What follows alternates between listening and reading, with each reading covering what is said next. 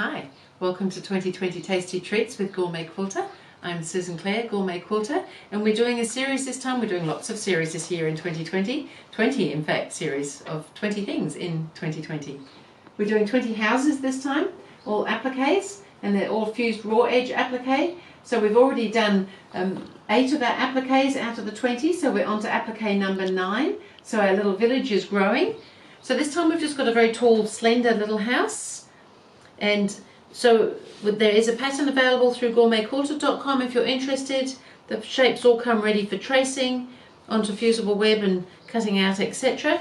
So I've already started positioning my slender house, and so I've done the house and I've popped the door on. It's a nice colourful house, this one. And then we've got this window. Now this window is definitely having a window treatment on it. We're just going to mark some little window panes. You could do something that you prefer to do, but we're having window panes. So what I've done here, because there's 3 lines to go across, I thought I would just mark them with a pencil. So I've marked them on the fusible web so that I can just get an idea of where to put those markings. And then I've just put a little marker top and bottom to show me where I need to come in to do that line of stitching through the middle there. You can do it without marking it, of course. And I often do, but this time I thought there was just enough marks to make me feel I ought to get them in the right place. So positioning that, position our roof on top. A nice little chimney in this roof.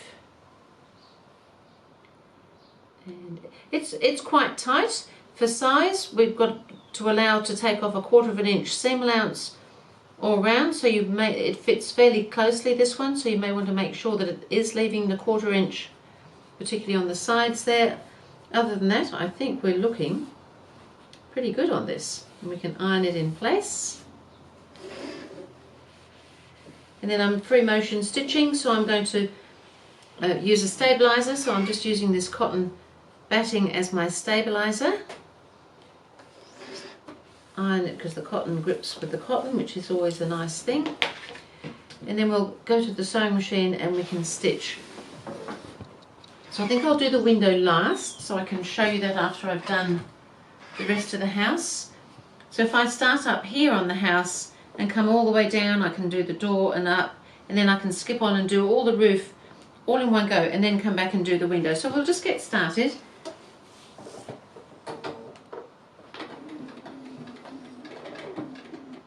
I suppose I could have actually done the roof first, couldn't I? There we go. Don't often put the roof on first. So I'm just doing a straight stitch free motion, so I'm creating the stitch length and direction by moving the fabric just close to the applique.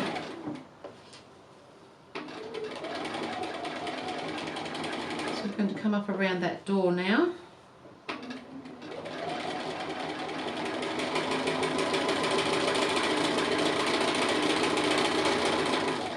So I think I'll keep going, and I'll come back and show you when it's a little bit more interesting on the window.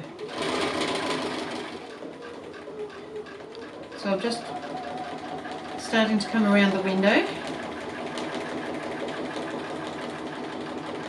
So I'm just going straight past the markings until I come to this one here. So because I've now got something to stitch to, I'd rather have something to stitch across to. And then I'll come back again and we'll keep going down and do the same with the other lines.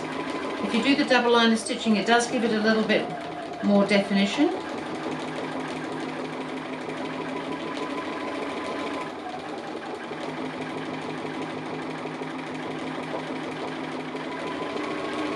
And then when I come back down here, because I started down in the middle here where I put that marker for that centre one, and now I can just come all the way up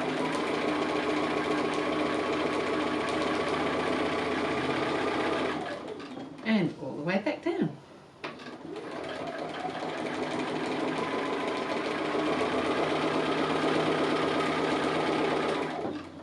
And that's our tall and slender house to go in our little village. It's quite nice to have a village of all different houses, different colours, different styles. What an exciting village it would be to live in. So we'll pop it up here with the others.